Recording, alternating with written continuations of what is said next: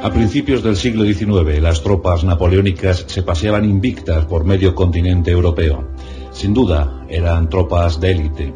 Lo habían acreditado en batallas como Marengo, como Ulm, como Jena, como Austerlitz. Napoleón Bonaparte, el gran genio militar, el gran estratega, el gran comandante. El siguiente objetivo, sin duda alguna, era el Reino Unido. Inglaterra. El bloqueo continental no estaba dando buenos frutos. Había países que se mostraban rebeldes a presentar un bloqueo a Inglaterra. España no, desde luego. El gobierno de Carlos IV se había considerado, o estaba ya considerado, como un gobierno títere de Napoleón. En cambio, Portugal seguía abasteciendo a la isla británica. España y Portugal serían las próximas herramientas, próximas piezas clave en la expansión imperialista de Napoleón Bonaparte. Nadie podía osar competir contra las tropas de Napoleón. Pero en España se iban a encontrar con un serio revés, un serio obstáculo, nada más y nada menos que la población civil. En 1807, con el pretexto de ocupar Portugal, las tropas napoleónicas entran en España. Es el inicio de la invasión. Rápidamente, miles de hombres son movilizados, desplazados a la península ibérica. Son acantonados en ciudades clave. Algunos puntos empiezan a mostrar rebeldía, hostilidad hacia lo que consideran una invasión en toda regla. Huelga comentar todos los desasosiegos que se produjeron en aquella época. Por ejemplo, el motín de Aranjuez, donde Fernando VII ya se presenta y se planta ante su padre, el mismísimo Carlos IV. La familia real huye a Bayona. La situación es grave. La crisis se acentúa por momentos. Los agitadores fernandinos se mueven a sus anchas por las ciudades. Se masculla algo terrible. Nos encontramos en mayo de 1808. En la capital del reino, Madrid, hay más de 50.000 franceses en su interior y alrededores. 10.000 dentro de la propia ciudad. 20.000 en zonas aledañas y otros 20.000 al mando del mariscal Dupont, del general Dupont, preparados y al acecho por si algo ocurre. Y en efecto, algo ocurrió. El jefe de las tropas, el mariscal Joaquín Murat, con aspiraciones, siempre se dijo, con aspiraciones a rey, consideraba que Pepe Botella, José Bonaparte, que no era un mal rey, no, por lo menos las ideas que tenía no eran descabelladas, pero Murat ambicionaba el poder, ambicionaba grandes logros, grandes victorias para hacerse notar ante el emperador. Ese 2 de mayo sucedió lo inevitable, el levantamiento del pueblo madrileño. Carlos IV se encontraba en Bayona, Fernando VII también, pero quedaban los infantes en Madrid. Ese 2 de mayo, a las 9:30 de la mañana, un carruaje se planta frente al Palacio Real, el Palacio de Oriente. De ahí sacan a la reina de Etruria. Tan solo quedaba el infante Francisco de Paula. Los madrileños están inquietos. Los agitadores fernandinos, principales instigadores de la revuelta, estaban merodeando las cercanías del Palacio Real.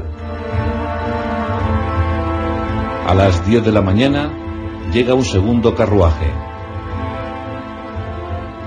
Hay un fernandino, del partido fernandino, un maestro cerrajero, llamado José Blas Molina, que está dispuesto a que aquello no vaya a más. José Blas se acerca al palacio, se acerca a las puertas del palacio y contempla la llegada del carruaje. Todo se intenta hacer con mucho sigilo, pero un mayordomo real, llamado Rodrigo López de Ayala, se percata del hecho, abre una balconada y grita a los ya muchos madrileños que se habían dado cita en la explanada del Palacio Real: vasallos, tomad las armas, que se llevan al infante. Es el punto culminante, estalla la revuelta, los madrileños toman las calles. a cientos, a miles, saltan a las calles de Madrid. Intentan evitar que se lleven al infante Francisco de Paula. Los gritos, el clamoreo, llega a las cercanías donde estaba perfectamente instalado Joaquín Murat.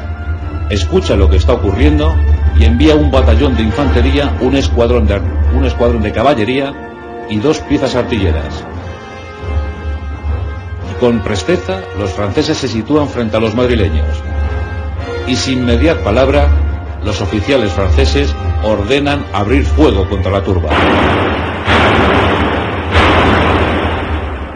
Ha estallado el levantamiento, ha estallado la edad contemporánea española.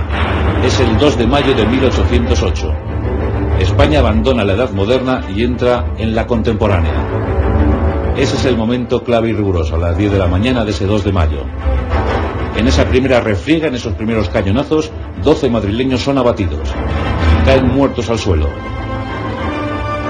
Pero la revuelta ha nacido. Los madrileños, con navajas carriteras, con trabucos, con todo lo que tienen a mano, con picas, con azadones, toman las calles.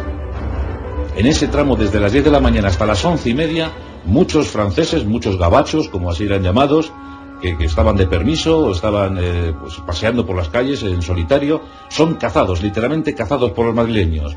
Es el mayor número de bajas para los franceses. Mueren muchos aislados en esas calles.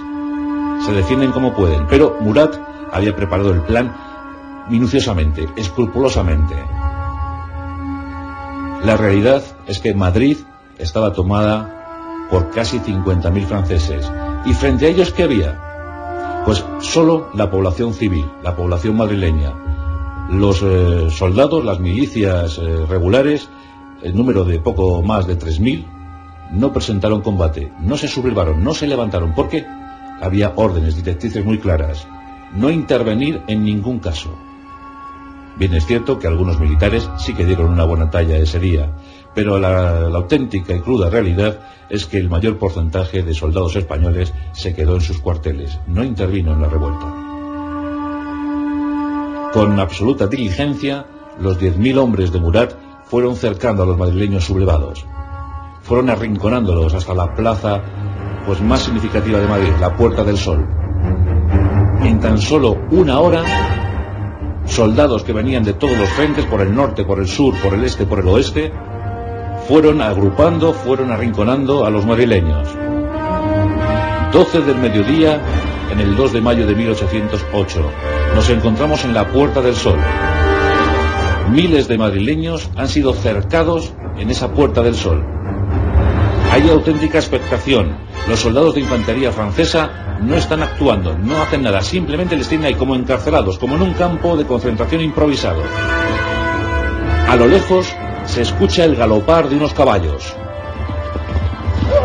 Se está acercando la caballería mameluca. Los mamelucos, en compañía de algunos jinetes polacos, llegan a la Puerta del Sol. Se producen hechos de absoluta violencia. Algunos mamelucos son descabalgados y muertos allí mismo. Los madrileños se defienden como pueden, pero sufren muchísimas bajas. Hay un espectador de lujo. Su nombre es Francisco de Goya y Lucientes. Lo está viendo todo. Todo queda impregnado en su retina. Posteriormente lo plasmará en sus lienzos. El gran testimonio de aquella jornada heroica y épica, el 2 de mayo. Los mamelucos reprimen a los madrileños, provocan muchísimos muertos, ellos también tienen los suyos, y se retiran. La rebelión está a punto de ser sofocada. Es la 1 del mediodía. Tan solo había durado 3 horas. Los muertos a decenas, los prisioneros a cientos, los heridos ni siquiera se llegaron a contar. Por las calles de Madrid, auténticos regueros de sangre.